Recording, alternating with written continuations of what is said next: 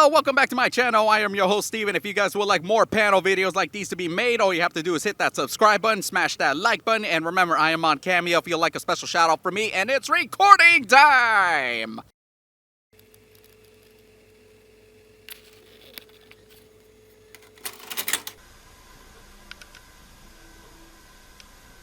Hello, hello, hello. Han Solo's dad. Turn your phone off. Oh yeah, this is a reminder to turn your phones on silent and all the things. And, hello everyone. Thank Hello. you. Hello. That's the first people. Oh my God! Yay! People are getting more energy. I love it. Hey, people! 100 degrees Thank outside. you for being here in person. Thank you for masking up, and thank you, Bruce, for being here. I am so happy to be here. It's the first convention in 2 years. Yeah, I think for many of us. Right? Greetings programs. Greetings program. A couple of Star Trek people. There's a lot of them here. We're surrounded. We love the Star Trek people. Do we? No, we do. We do. Well, if they ever came near Babylon 5, we just shot them out of the sky. But also they can drag But no bad blood at all between the two. No, Yeah, no, no, none whatsoever. Deep No. space what? Yeah. Deep space hole in the sky. Anyway, Okay. I'm just kidding.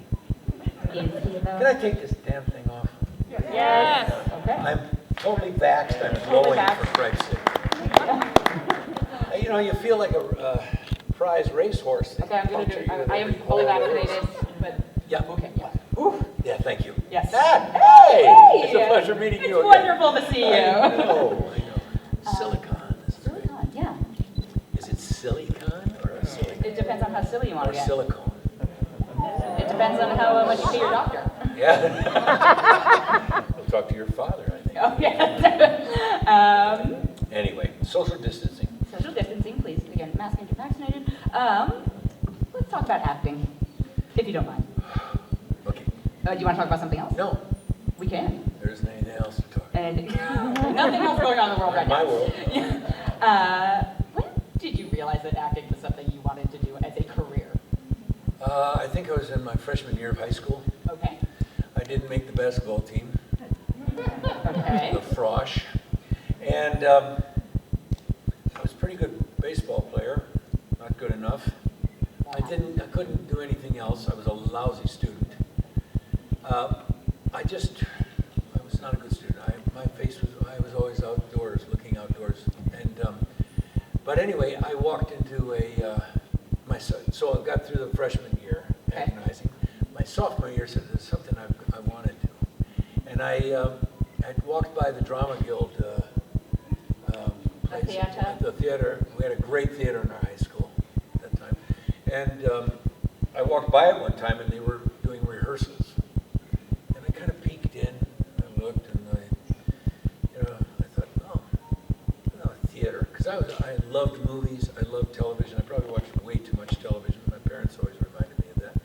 And I walked in first part of sophomore year, and I walked in and they were auditioning for the fall play.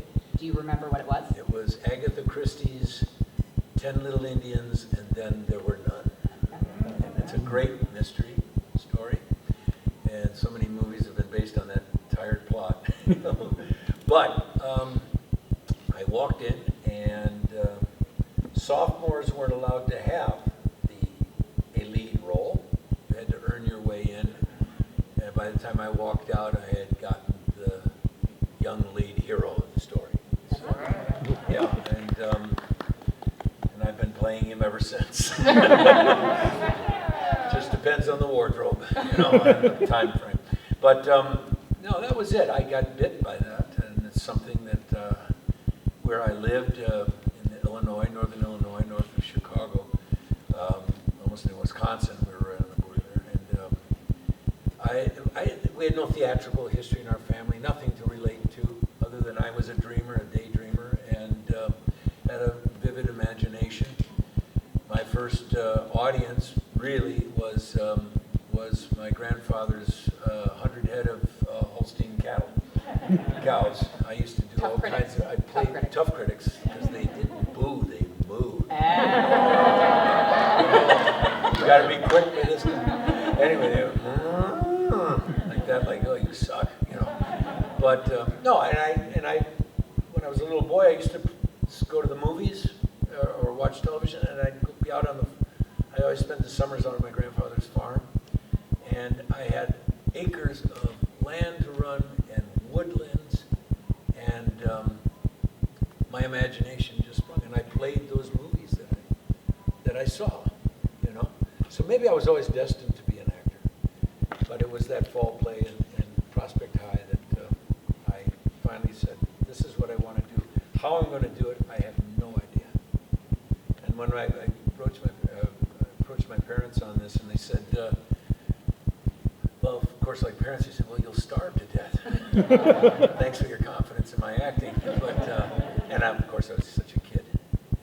But I did all the plays, you know, even the musical, My Fair Lady. I stepped in 4 hours because later, before the opening night, the guy that played the lead, came down with mono.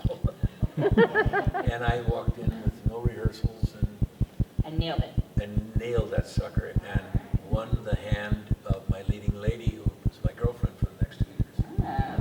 Unintended consequence. It's just a charmed life, folks. But no. But I did get, after that, my high school teacher, our drama teacher, and also she was the head of the English and literature, she had connections with a very famous theatrical school in Chicago called the Goodman Theater. And at that time, it was right downtown in Chicago, and it had a marvelous theater. It had a repertory company, professional repertory company, and a school. And I went in on a semester, first semester, what do you call it, where if I don't make that semester, I'm out. I think that's just called being in school. Yeah, being in school. But it was you know, you had to be, it's not something I had to go and audition for it. I had to prepare a speech, a scene, and then do that. But then it was up to them whether they saw something there. And I did get in there. It was in 1968. Chicago was a very active place in 1968. It was a war zone. I mean, we were fighting each other in the streets there like crazy. I remember the night of the Democratic Convention down the street from my school. It was That's hilarious. not a well-documented thing at all. No. But that little part of history. But anyway, I went 3 years there. I joined the professional company, and from then on, I never looked back, and that was it. That's how I got going. And eventually found my way to Hollywood. What is your wildest Kenny Rogers story? Kenny Rogers. I love that man. He was the greatest. You saw what you got there, you know. Those songs, he had that unique talent of doing story songs, and you believed every word of it, and you could actually hum along with it. They were tunes that, you know what I'm saying? And he used to say, Bruce, I may not have the greatest range, but I dare anybody to phrase a song better than me. In other words, he wasn't being cocky. He knew how to tell a story. And he basically was an actor with a musical accompaniment, you know what I'm saying? Coward of the County, all those songs that may have seemed corny, but America loved them, the world loved them, and they loved Kenny. He was a lovable man. He was a character. I once had a friend of mine who had to drive him 34 miles through southern Texas to get to a Whataburger. He had to have in the middle of the night. There was a young, his name is Lincoln Lagerson, and he always tells the story. He said he was an assistant. He was an AD, assistant director, and he'd get a call from him at about 10 o'clock at night. He really needs to have a Whataburger. And they drove, I don't know, maybe it was even more. They did. The way Lincoln tells it was like 50 miles to go get the burger and 50 miles back in the middle of the night. You know, I mean, that was one of those things, like Whataburger. It had to be one. This is not sponsored by them, I promise. But knowing Kenny, when we were doing the Gamblers 3 in Santa Fe, New Mexico, he was jonesing for some ice cream. He had just had liposuction. I said, Kenny, he said, you want to get rid of that, you know, do some sit-ups, start dieting and doing blah, blah, blah, go work out. I thought I've discovered this new thing. whatever it was, the new thing, Kenny had to be a part of it, and it was liposuction. And then he had his assistant Rob drive into town to the 34 flavors and bring back ice cream for everybody after his liposuction. It didn't quite make sense to me. And I said, well, he'll probably go get that sucked out too. I don't know. At least he brought some to share. He did. He shared with everybody, and boy, you know. we all got rid of it very quickly. But wonderful guy, and I really mourned his passing. I saw him in Los Angeles, some of the last of his tour, and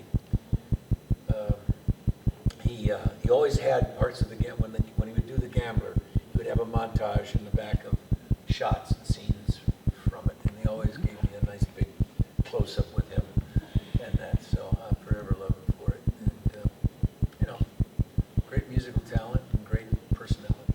A performer through and through. Through and through. He loved his audience. He never had a bad show. You know, he didn't drink. He didn't smoke. He had a couple wives here and there, but Also a couple burgers. It sounds like it's but he nice. liked his eating burgers and ice cream. So, but who can hate a man for that? In fact, if there's a burger in this place, I would really like. No, kidding. Somebody I go already drive had 50 miles. Can't be from anywhere nearby. Just has to be 50 miles away. No. Just for Ken. Yeah. What else? What else? So going back to, you started acting at a young age, in school. What do you think the biggest thing that has changed in how you approached performances then to how you approach them now? Well, I had an early lesson. My first job in Hollywood was I had about 3 lines. There's 3 down here in the front row know my career better than me. I had a couple lines. I was asking on the Mary Tyler Moore Show. Now, I'd come from theater and really didn't have any film experience. I mean, at that time, you had a reel. Well, I was in New York. I was on Broadway. I had made it to Broadway from Chicago. I had a lead role in a play that I had done for over a year in Washington, D.C. It started in Chicago, went to Washington, D.C., came back to Chicago, then we went to New York, put it on the great Broadway, and we died opening night.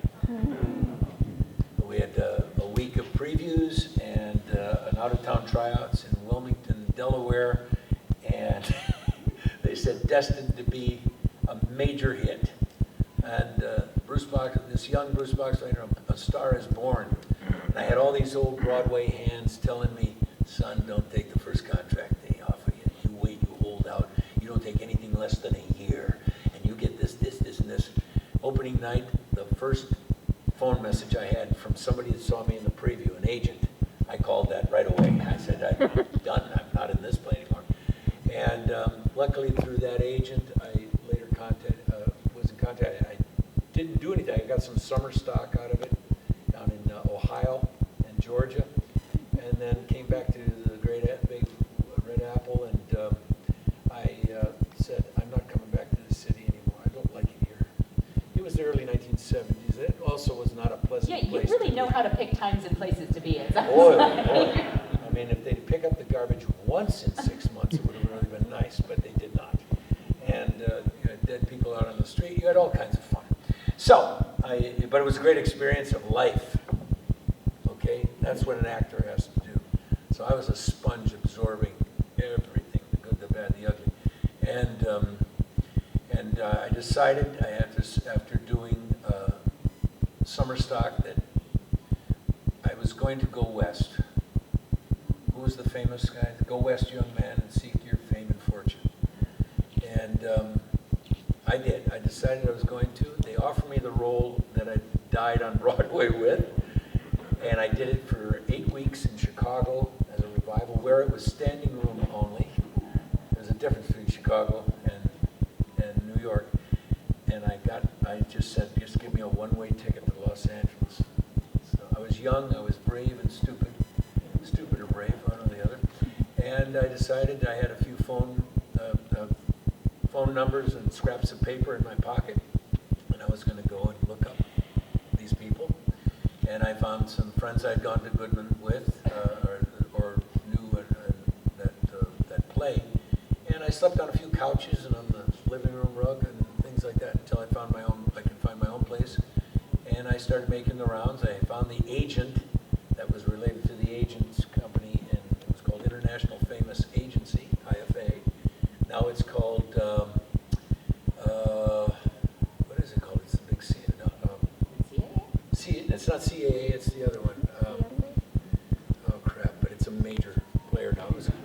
conglomeration of the companies. Anyway, and I used to sit every Friday at his desk and say, what did you do for me this week? Did you find me anything? And I annoyed this man so much. I was really Tenacious. Tenacious is a good word. I've always said to young actors when asked, I said, you have to have tenacity. You have to want it more than anything. You have to be willing to give up everything for it until you get it, until you find it.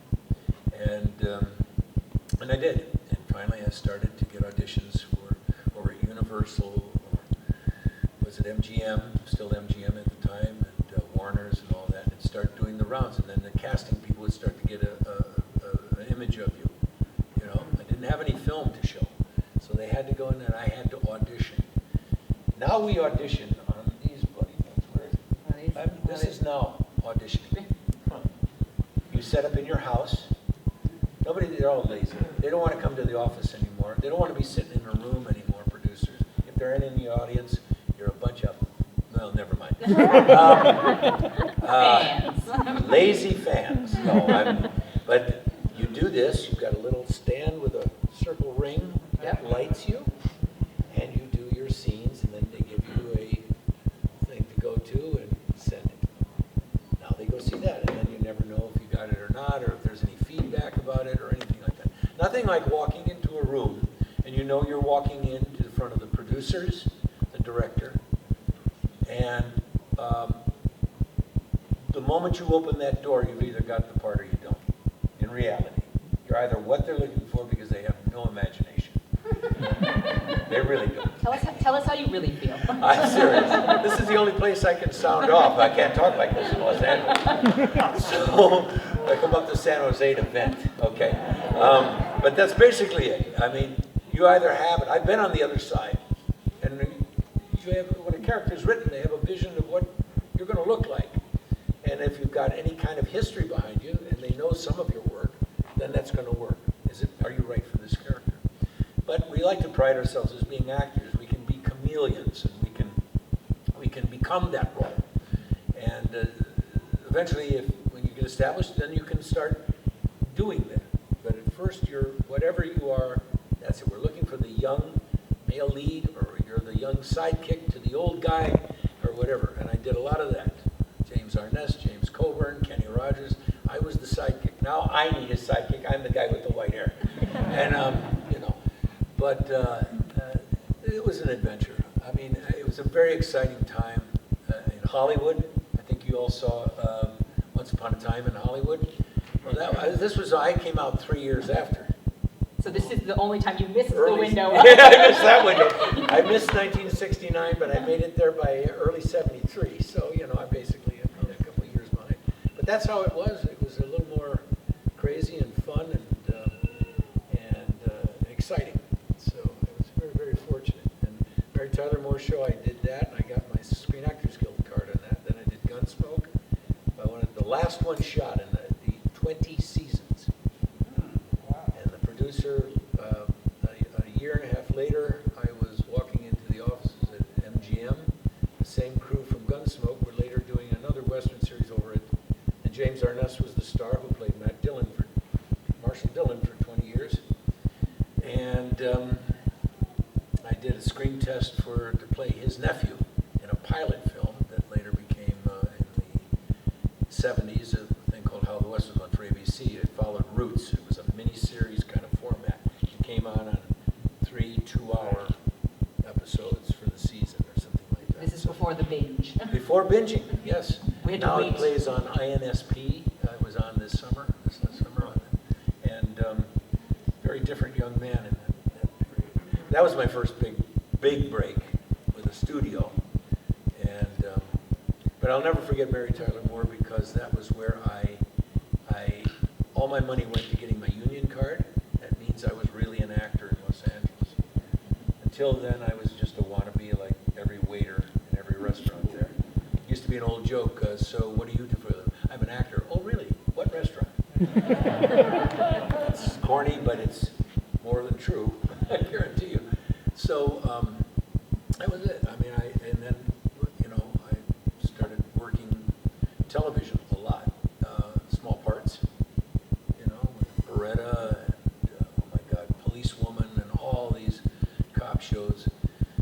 where the older established actors were the stars and all the younger performers were the sons and daughters or the whomever, the students or whatever, guest stars. And now it's like the other way. The older actors, the young people are the leads, and most of the older actors are the secondary leads. And that's what I do a lot of now. I play everybody's dad, which is fun. I had practice. I have 3 sons. So but anyway.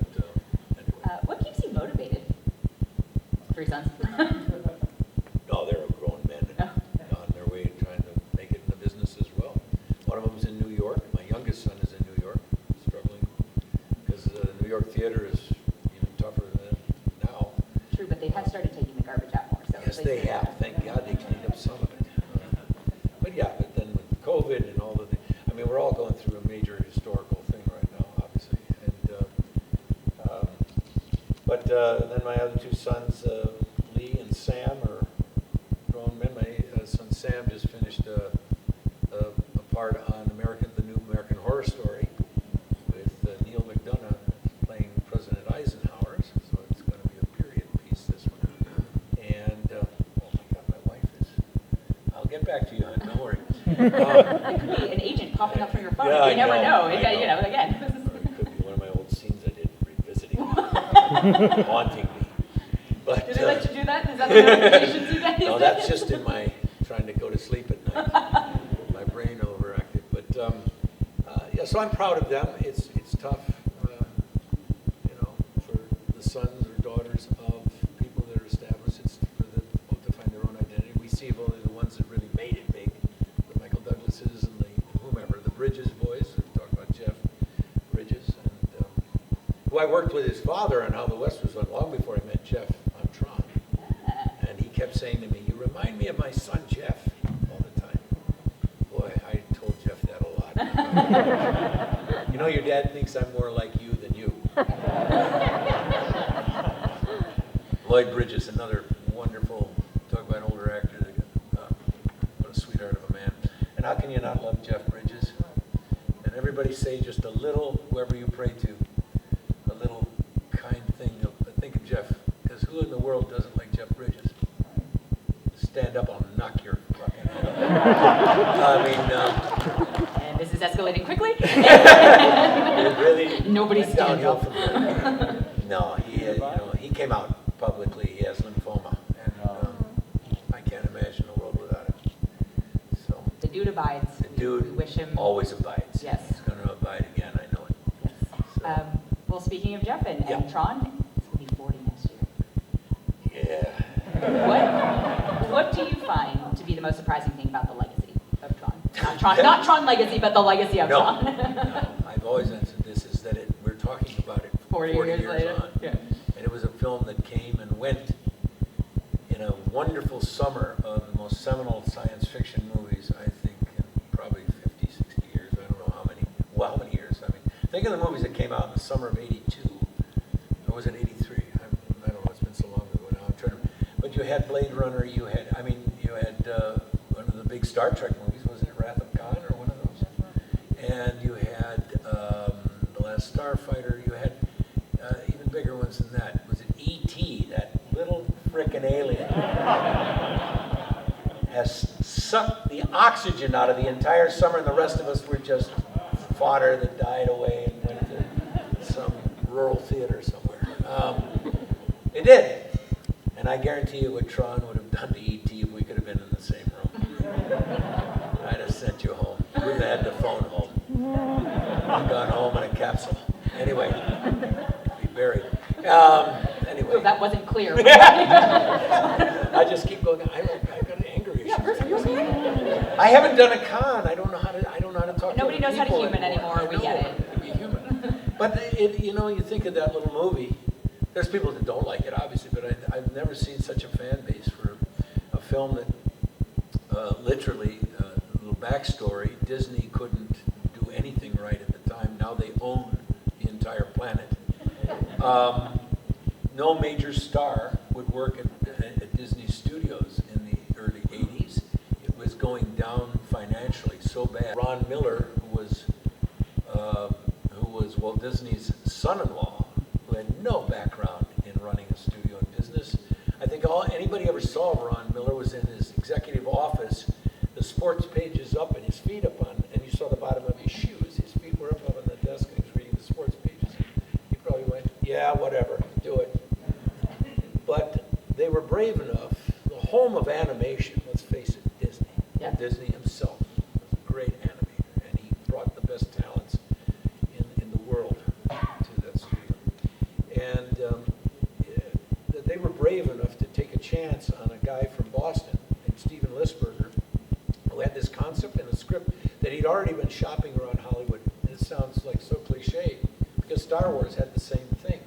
George Lucas, nobody cared about, but he shopped Star Wars around and nobody wanted it. If it wasn't for Zanuck Jr., Richard Zanuck, who took a chance on it at Fox, boom. The same thing at Disney. I think The Black Hole had been a miserable failure, so they didn't want to go to science fiction. They were still doing Herbie the Love Bug movies. 7, 8, 9, 10. 8, 9, and 10, with Dean Jones and whomever. And it was just dying. Disneyland was keeping it afloat. Of course, Disneyland keeps all of them afloat. Their motion picture thing is a very small part of their empire. It's the theme parks. If they never did another movie, the theme parks would keep it alive. So anyway, they decided on that, and they decided to do this. And it had this concept that was probably going to do away with a lot of what Disney did best, animation. But hand-drawn, hand-painted, and all this. And they've decided that this guy had this concept about computer animation. What was that? And so we were the little guinea pig that Tron was. Something like a half hour or 20, 25 minutes, something like that, of untouched by human hands. The rest of it was hand-painted by hundreds of Taiwanese artists in Taiwan. Hand-painted cells. And gorgeous and meticulously done. I see it today and I look at it and it looks just, the colors are so vibrant, in the grid world. And, but like I said, I was doing a Western in Arizona, sitting on a horse reading the script going, what in the hell is this thing? The hell, what's a cram? What? What language are we speaking here? And I just stuffed it. Some wrangler somewhere has an original script of Tron. He probably sold it or probably used it to wad up at the outhouse. So I stuffed it in a saddlebag and I said, oh, hell, I'm not interested in that thing at all. Who was I at that time to be offered a role, not only the name of the movie, but the character? At Disney Studios, I grew up watching The Wonderful World of Walt Disney. I loved everything. I was Zorro till I was probably 20 years old. I mean, still carving Z's and doors and things like that. But when I found out Jeff Bridges was on board, I went, whoa, wait. And I got back to the hotel that night because we didn't have these babies. Wouldn't have gotten any cellular or anything out there where I was, but even if we had them. But I got back and I said, I don't really understand this thing, but can they wait till I get back next week? We're just about done, and can I get back and can I meet with them? And they said, yeah, because I originally was going to turn it down, and he knew me. He said I would turn it down, and then I will call the next day, going, wait a minute, that's just my MO. I've turned everything down, and then gone, no, wait a second, no, that's wrong. I better do it. And that's how that happened. And I met Steven Lisberger when I got back, and I said, I auditioned for Star Wars, didn't get that. This thing kind of looks like Star Wars, but it's in something, what, a video game? What the hell? An arcade game. I better. And then I met Jeff at a meeting there, and I just said, because when you're a young actor, you're always looking, all right, who's the guy we want to knock out here? Who's the guy I want to replace? There's one of them in the hall here, Mr. Starbuck over here from Battlestar Galactica. We were kidding about that last night because he and I got in a lot of trouble in Austria together. I won't go into that story. But there is underground bet fighting happening later tonight. You want to bet on? And I remember coming out, that show, bunch of young Turks out there running around, and they were doing all this great work, and that's what I wanted to do. I wanted to be one of them. And I met Jeff, and I said, "You're the reason I want to do this movie, because I want to work with you, man." "Oh, come on, man." He goes, "Hey, man, that's so great." And he gave me a big hug, and I don't even know him. But it was great. And we got in our tights and our, booted in our boots and our helmets and our white makeup on. And it was great. Great fun doing it. Had no idea what else we were going to do with it. And it's like being part of a pioneering effort. Pioneers fail sometimes. You don't quite reach it. And I think we made a cute little movie that has kind of this innocent tale of the very world we're living in right now. It's actually the science fiction that we can see and touch, and we are this. I liberated the internet, so you all can have this. Well, thank you. We appreciate that. We are going to take audience questions if folks want to line up. I split old Sark's head right down the middle with that frisbee, and by God, here we all are. Speaking of the tights, if Yes. you had to wear one costume from your body of work for the rest of your life, what would it be and why? And let's also not forget the glorious wardrobe from Scarecrow and Mrs. Oh God, I had some doozies in that one. You had some winners. Yeah, but then by the latter part of the series, I had a guy named, oh God, what was his name? And I had some really, really good-looking suits and stuff like that. It started to work, but they had me in something in the first 2 seasons.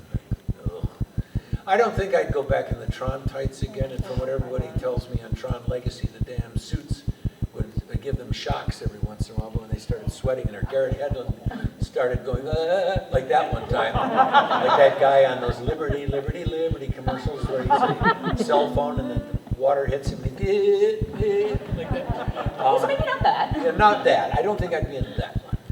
But just about everything else. We had great wardrobe in Babylon 5. Comfy, I assume? It was comfortable to a degree because we were working in an old warehouse up north Hollywood. We weren't even on a studio lot. In the summers, you sweated to death, and in the winters, you froze to death. So it was, but the wardrobe worked. So anyway, I think we should get to these good folks here. What do you think? Yes, sir. Greetings and salutations. First and foremost, Salutations. thank you for being with us. We're all thrilled that you're here. Oh, I want to clear something up real quick. He My will fight him right promoter now. No? screwed all this up. That said I wasn't coming.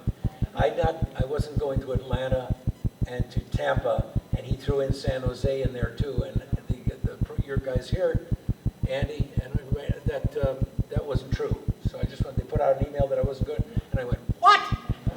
That's why my banner has just arrived, not 20 minutes ago. And now I'm officially here. Yes, I always meant to come everyone here. Everyone got the message and are happy that you are here. Okay, good. I just wanted to clear that up. There was nothing I had to do. He screwed it up, and he will pay. I'm not getting paid. How about that? Anyway, yes. It's a banner day that you're here. It's a banner day. So I've appreciated your work going, all the way back to How the West Was Won and Scarecrow and Mrs. King and Yep. Tron and all of it.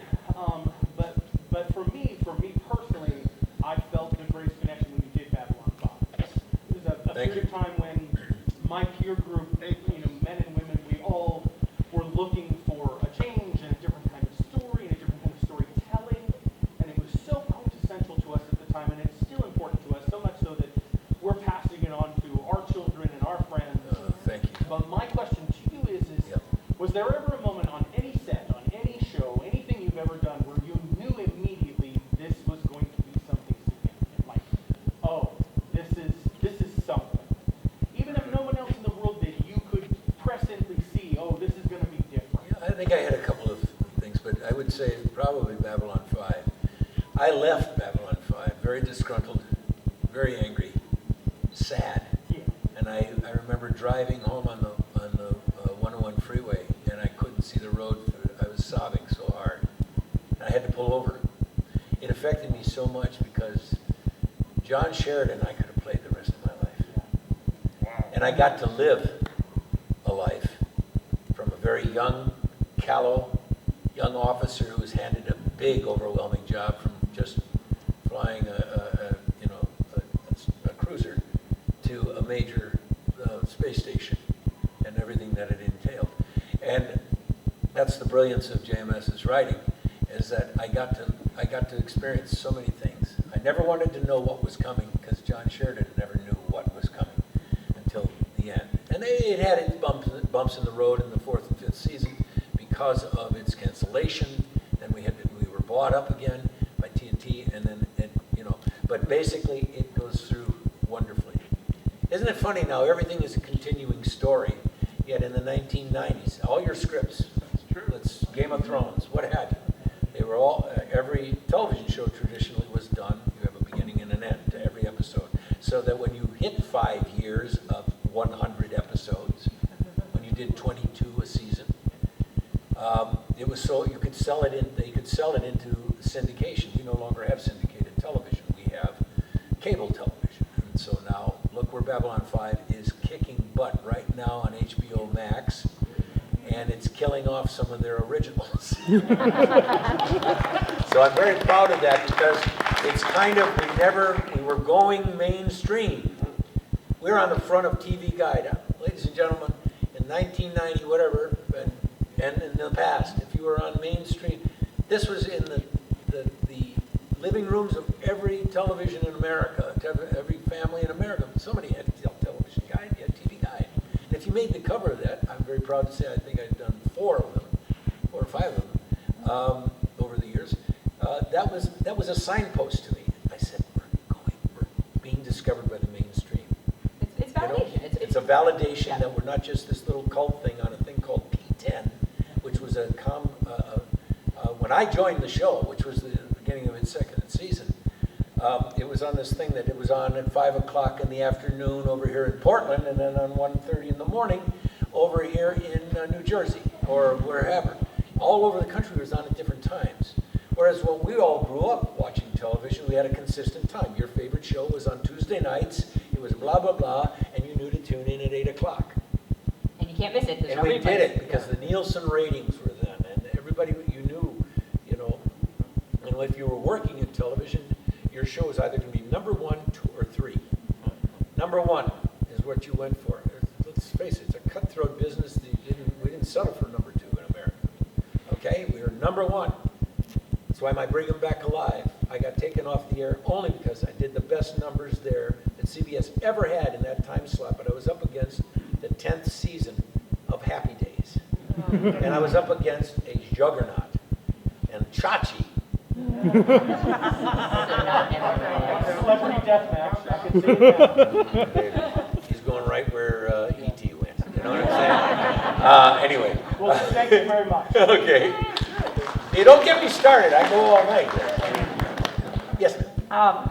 First off, I'm going to say that you are, not just you, but you mentioned about the 80s. I think the 80s have really saw a resurgence because it's not my generation alone who remembers you. And by the way, you look really good. It's many years later. But my son is out there getting autographs from Dirk right now. And he will be pissed when he finds out I was here listening to you. Because he thinks you're fantastic. But I have to say, Tron to me was a turning point in my life. I had just started engineering classes, and I was very confused. I went and saw that movie because my friend said, "Oh, you got to see this film because I think you'll like it." Like you, I'm like, "What's this about? What's this about?" By the end of the film, I said, "Holy shit! I got it." I was trying to understand the concept of processors and everything that goes inside a computer, and this was talking about games, and to this day I'm not a gamer, I understand it, but I'm not into it, I understand it. Yeah, but it was talking to there would be a bigger world than just the yeah, so I wondered, by the time you finished that film, did you feel the same way that you understood it, or were you still like... That's a very good question. I was very excited. You understand, I was making a leap. I was being given a chance to make a leap into feature films. And from television, 1 or 2 people in a generation did that and became movie stars. And I was working with a bona fide star already. I mean, Jeff had already had. I think he got Starman. Was it after Tron? But he got Oscar nominated. That guy had 5 Oscar nominations. I was very impressed with Jeff. And we're still very, very good friends. I just have not, I don't know where he is right now. But, so I was very moved by it when I first saw it. And it was a rough cut. And we came in, and it's kind of a weird thing, folks, to see yourself on the screen, on a big screen. Used to the old box in the corner of the living room, you know, that's one thing when you're very small. People used to say, you're so tall in real life. I said, well, it's a very small screen. But I was moved, thinking, oh my God, I hope this takes me places. Strangely enough, it didn't, and that's why I went back to television. I mean, I was with the William Morris agency at the time, more like CAA is now. William Morris was a famed agency, and they had all these big ideas about me. And isn't it funny how fast that goes away when it didn't bring in the box office that they thought it would? And Tron came out, and it kind of just away. That's funny. But it moved you. It did, there's a lot of us You know, who. I don't think the audience was ready for it. A lot of audience. You folks, you're different. Science fiction fans and people, gamers. I always say those teenagers in all those arcades, pumping those quarters into those machines. They understood that movie. Yeah. The Hollywood executives didn't have a clue. Exactly. Pardon the pun. Clue. Yeah. Wish we didn't have clue. But anyway, you know, I mean, I was just excited that it was possibly going to help me a great deal to make that leap, and it didn't. So I went right back to television, and I did a short series, Bring It Back Alive, in '82, and then I went when it came out, and then I went on to that, and CBS wanted me for Scarecrow and Mrs. King. So, and that was where I really hit it. That was probably my biggest role so far as public recognition. Because Kate Jackson, fresh off of, maybe not so fresh off of, but off of a huge juggernaut of, you know, who knew A couple of ladies. yeah, show about a couple of 3 ladies. I mean, Taking names. yeah, I mean, Charlie's Angels was a mega monster, still to this day. I mean, I'm surprised there isn't a remake again. I don't think anyone regrets that you were on TV. I think we all enjoyed not just your performance, but the fact that you brought this great, you know, presence. And for all of us who probably couldn't always go to theater, even then, it was nice to see you. Seriously, great acting. Thank you. You know, I hear from people all the time, I went into computer software, I went into this, I went into that. So, anyway, the ghouls are coming to tell us, cut it short, Boxleitner, or else. Thank you so much for your question. Thank you. When we're done, we're done. Okay, when I'm done, you're done. Anyway, yes, sir. Yes, a Babylon 5 question, actually Yes. a Babylon 4 question, because I watch Babylon Squared and World Without End, and it's very difficult to believe they were filmed 2 years apart. And you weren't even involved in the first season, so Yeah, I was wondering, I wasn't. what was it like to film The World Without End and to meet Michael O'Hare and to try to, Michael. well, imagine, try to explain to you how this all fits together so seamlessly. What was that like? Well, I watched it again. My wife had never seen the series, so we binged it on HBO Max. I wanted to see what everybody was talking about. I've been reluctant to watch it because such dear friends are gone. I know. Nobody has lost as many cast members as that show. Horrible. And it's unexplainable. It's inexplicable. That's me. See, I had to ask. Yeah, that's My lousy high school order of education. cast. But I'm glad you're here. But let me just mention, thank you, honey. Anyway, let me just talk about Michael O'Hare coming back. It was much anticipated. I didn't know how I was going to feel about this. You know, I had already been in doing the show, you know, and we were up and running and we were doing it. And now I want to say Michael was a very brave man, a very nice man. I don't know that if any of us, you can ask yourselves this question, if you've been fired from a job, and so public a job, would you walk back and forgive and forget? When they said, would you come back for a two-parter, come back for a two-parter. A lot of people in Hollywood has no shortage of egos. I don't think my vanity could have taken it. I'm not sure. I asked myself that question a lot. And I thanked him very much for coming on. I said how much I enjoyed him in the role of Jeffrey Sinclair. And in fact, one time they're in the blooper reel, you can see it. They have a blooper on there where we're in the middle of a scene and my thing goes off and I go, Sinclair, go. Right. Sinclair came out of my mouth. I'm Sheridan, I forgot. So I told him that and he kind of laughed. But working with him was terrific. And I love the way how JMS worked it all in. How eventually Sinclair became what he became. And we all did, you know. I mean, no one knew where this thing was going when we were doing it, you know.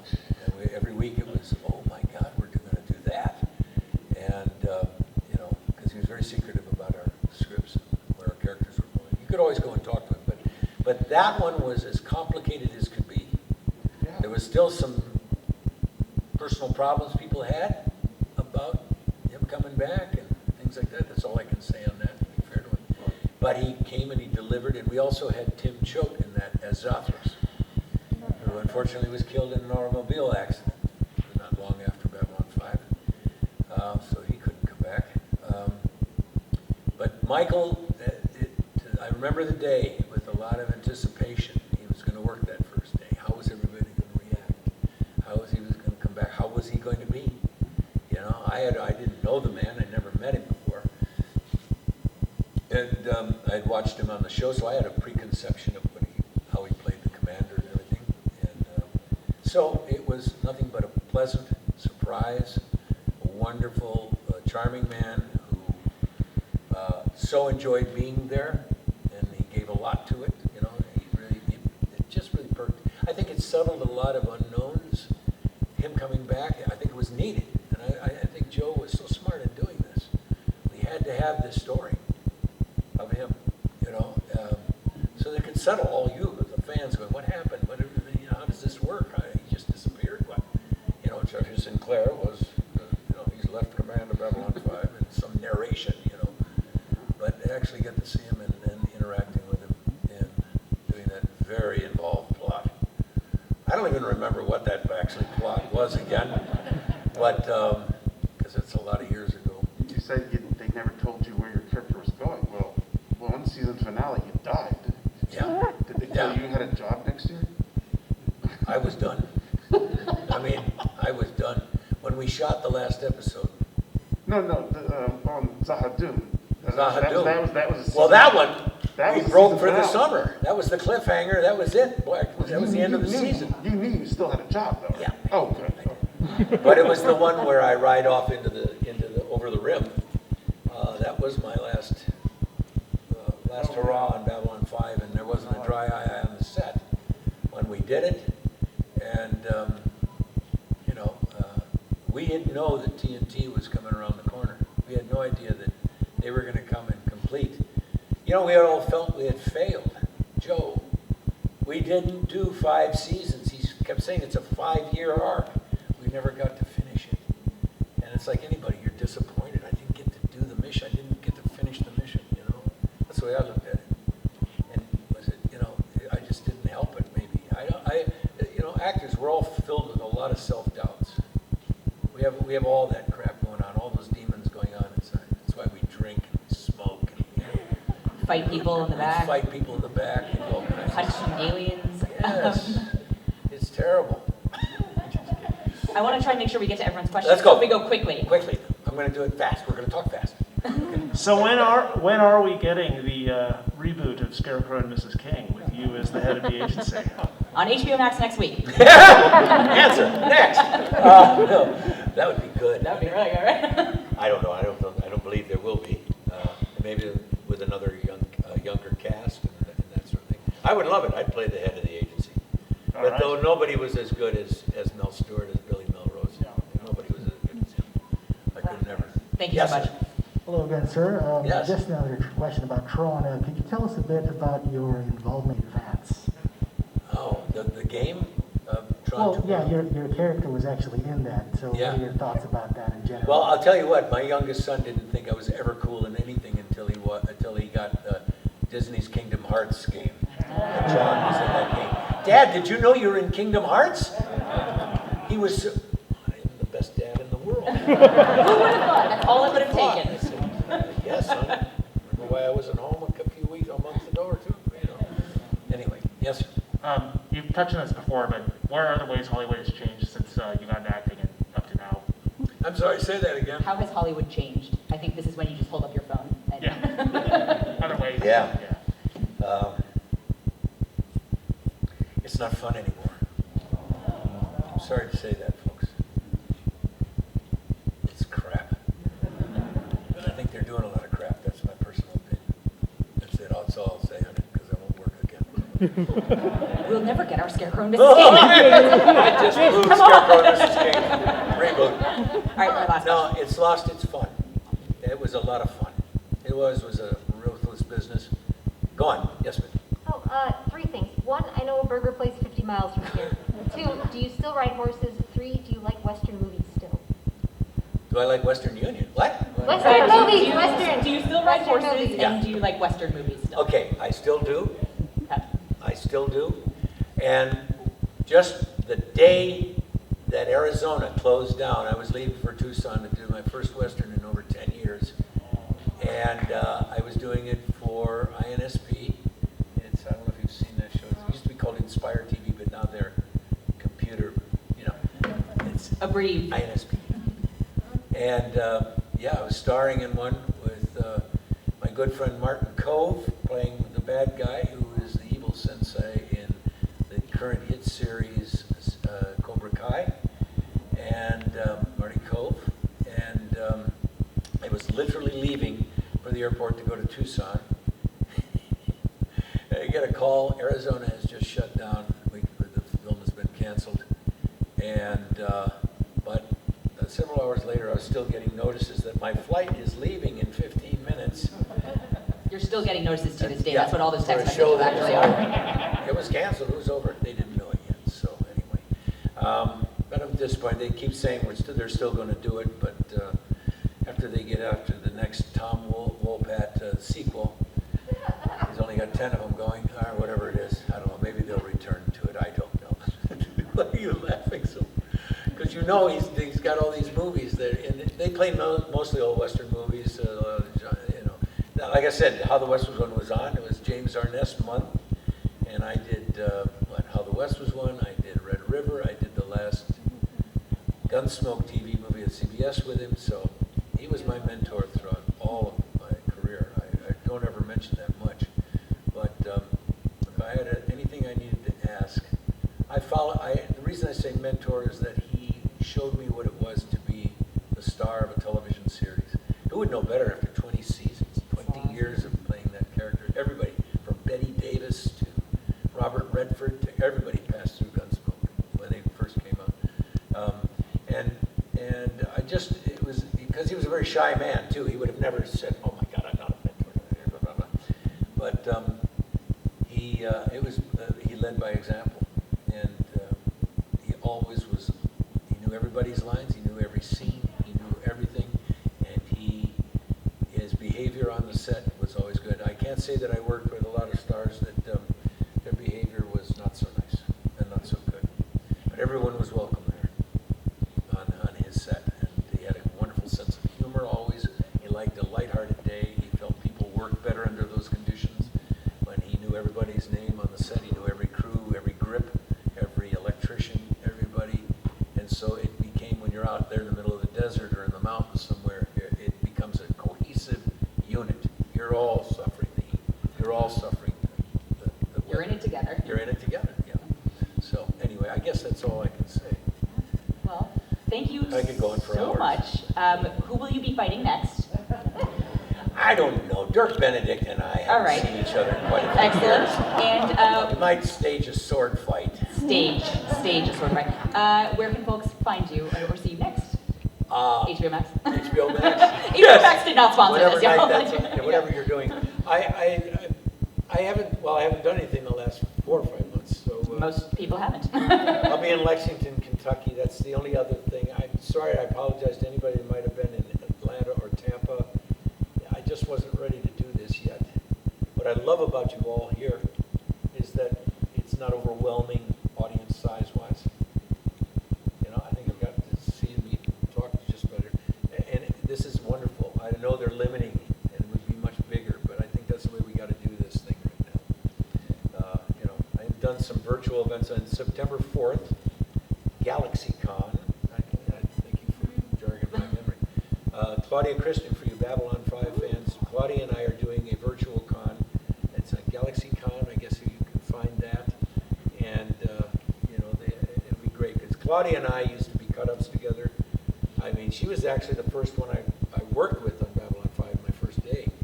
And she sort of walked me through the ropes and through the things and kind of helped me a great deal. So I was so pissed when she left the show. Damn near hit somebody, I guarantee you. Again, with the fighting. Thank you John Newcomb Sheridan, just remember that. Thank you all so much. Thank you. Oh, here we go. Oh, yeah. Thank you all. Thank you so much. I could have